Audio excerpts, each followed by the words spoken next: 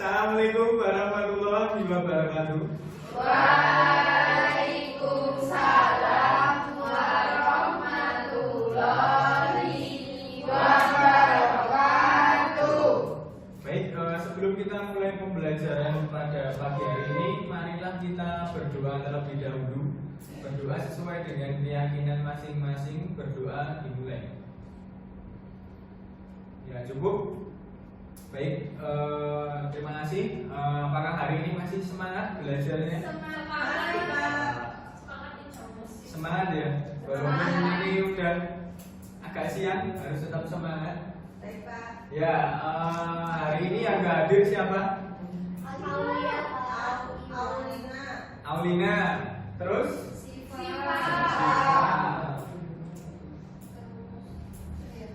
Aulina, Siva, terus? Sudah. Aulina dan Siva kenapa?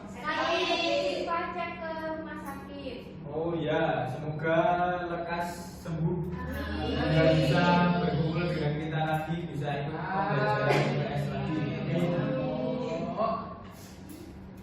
Ya, sudah siap belajar IPS loh semuanya? Siap, oke.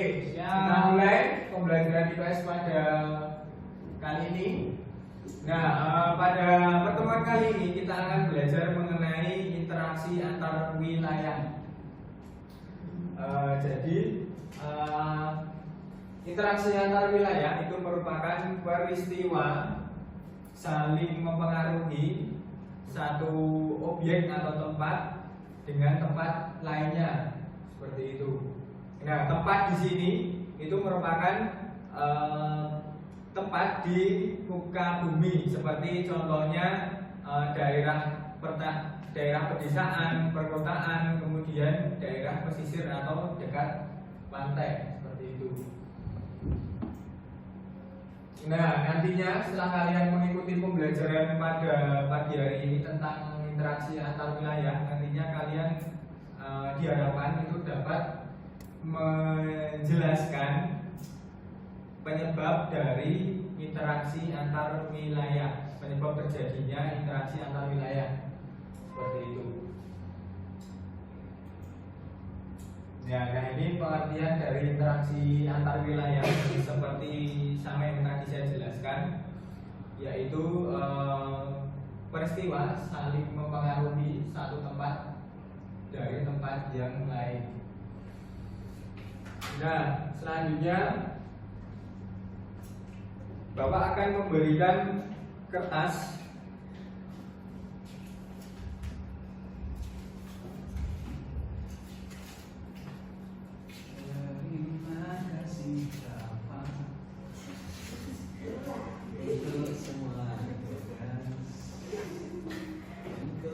dan dapat kertas semuanya?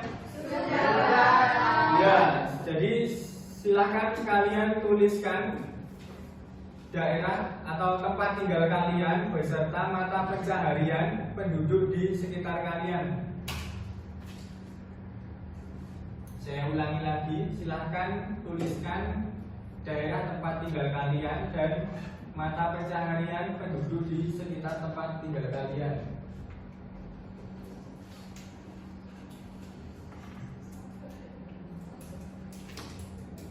Apa Pak pertanyaannya Pak? Tuliskan di dalam kertas tersebut daerah tempat tinggal kalian, nama daerah tempat tinggal kalian, kemudian tuliskan mata pencaharian penduduk di sekitar tempat tinggal kalian. Dikasih nama tidak, Pak? Kasih nama. Sudah, Pak. Ya, nunggu temennya dulu.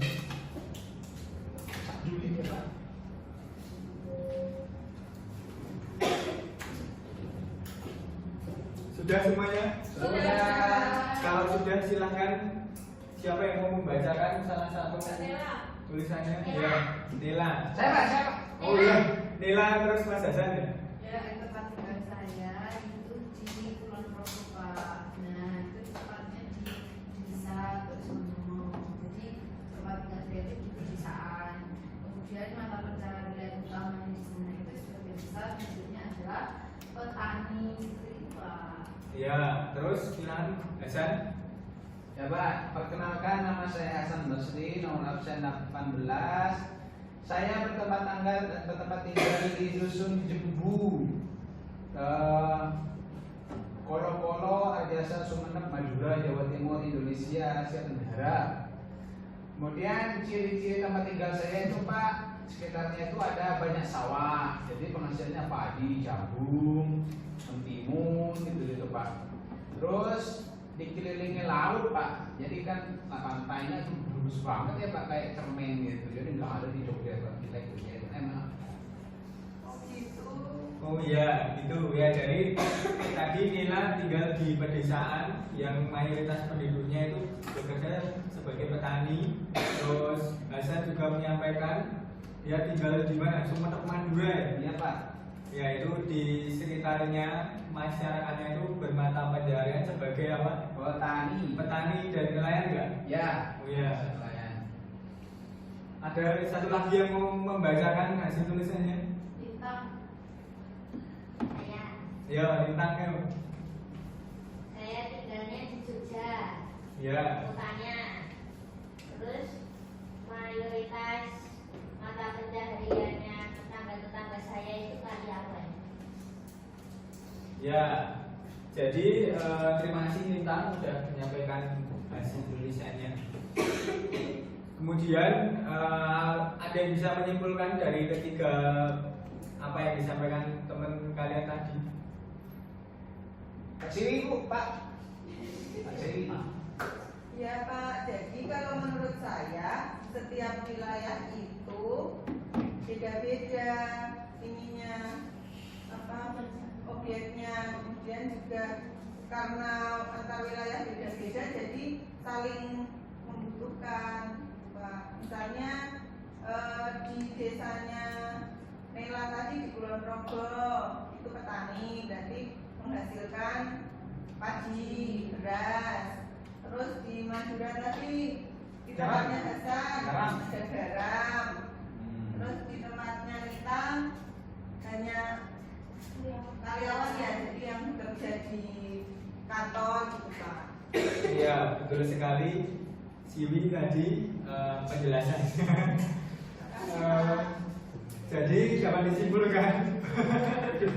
Sorry ya Mbak.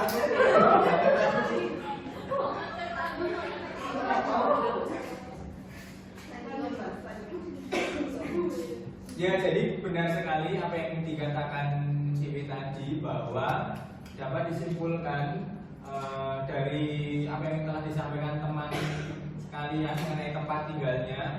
Di Nela tinggal di pedesaan, terus Hasan tinggal di daerah pesisir, terus kemudian Lintang tinggal di perkotaan. Jadi dapat dipahami bahwa di setiap daerah tersebut itu memiliki perbedaan potensi sumber daya alam. Jadi kalau di tempatnya Nela itu potensi sumber daya alamnya pertanian ya. Kemudian kalau di tempatnya Hasan itu di wilayah pesisir, nah itu biasanya menangkap ikan dan petani garam. Ya. Kemudian kalau di tempatnya Lintang itu mayoritas penduduknya atau masyarakatnya itu bekerja di kantor atau di industri seperti itu. Nah, selanjutnya dari penjelasan tersebut itu menyebabkan satu daerah dan satu daerah lain itu saling berinteraksi karena satu daerah itu tidak akan bisa memenuhi kebutuhannya seperti itu. Jadi suatu daerah tersebut membutuhkan tempat lain untuk memenuhi kebutuhannya. Jadi seperti tempatnya Nela itu penghasil pertanian, misalnya tempatnya Nela menghasilkan padi, daerah pedesaan.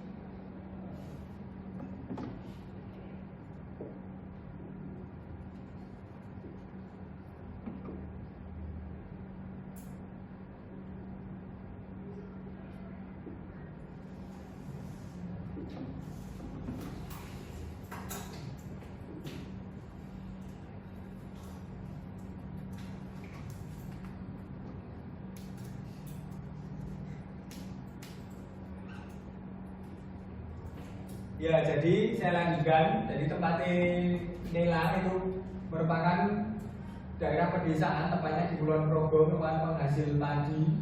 Kemudian Mas Hasan atau Hasan itu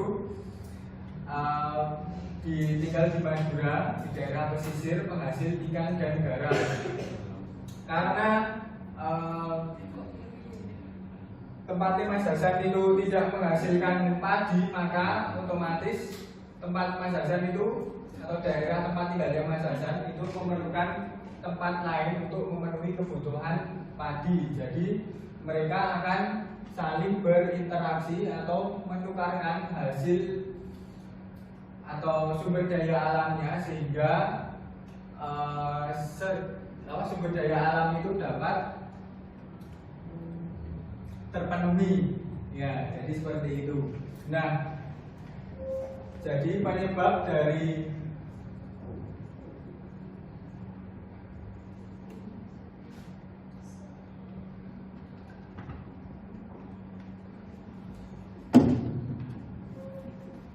interaksi sosial itu ada apa? Interaksi wilayah Mbak Kanu, Mbak Cynthia.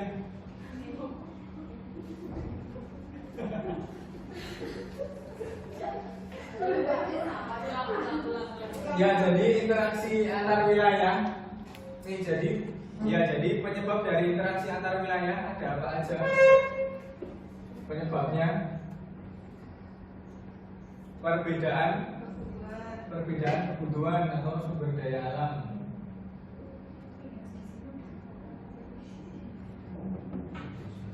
Terus selanjutnya kemudahan akses atau aksesibilitas. Jalan dan transportasi.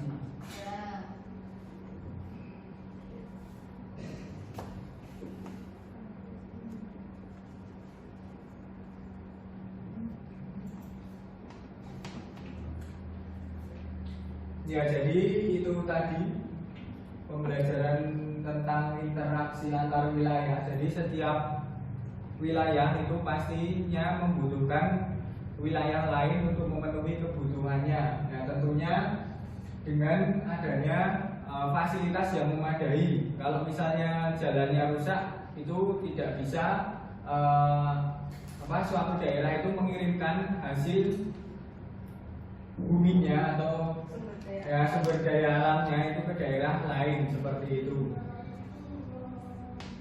Nah, itu apakah ada pertanyaan? Nggak ada? Kalau tidak ada, ada yang bisa menyimpulkan pembelajaran hari ini? Hasan, Pak. Ya, Hasan. Tiap wilayah memiliki potensi alam yang berbeda-beda, kekayaan alam yang berbeda-beda. Misalnya Kulon Progo, tandus petani. Kemudian Madura itu petani juga dan nelayan. Kemudian kalau kota Jogja wisata, kuliner dan perkantoran. Ya, benar sekali. Jadi tiap-tiap wilayah itu memiliki potensi sumber daya alam dan tidak semua wilayah itu memiliki potensi sumber daya alam yang sama sehingga mengakibatkan perlunya itu proses interaksi antar wilayah.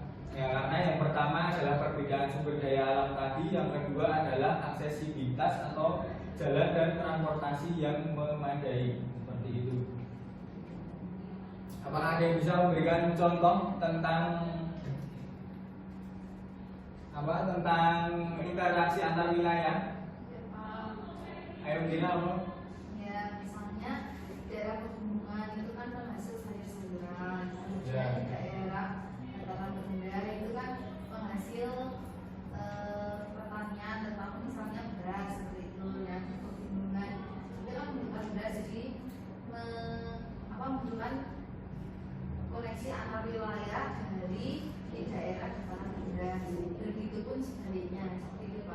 Ya, benar sekali. Contohnya ada yang bisa memberikan contoh lagi? Atau udah? Sudah? Ya, kalau sudah, nah itu tadi pembelajaran tentang interaksi antar wilayah. Silahkan dibaca lagi materinya. Kemudian untuk materi selanjutnya itu adalah kita akan mempelajari tentang tema 2, potensi ekonomi lingkungan.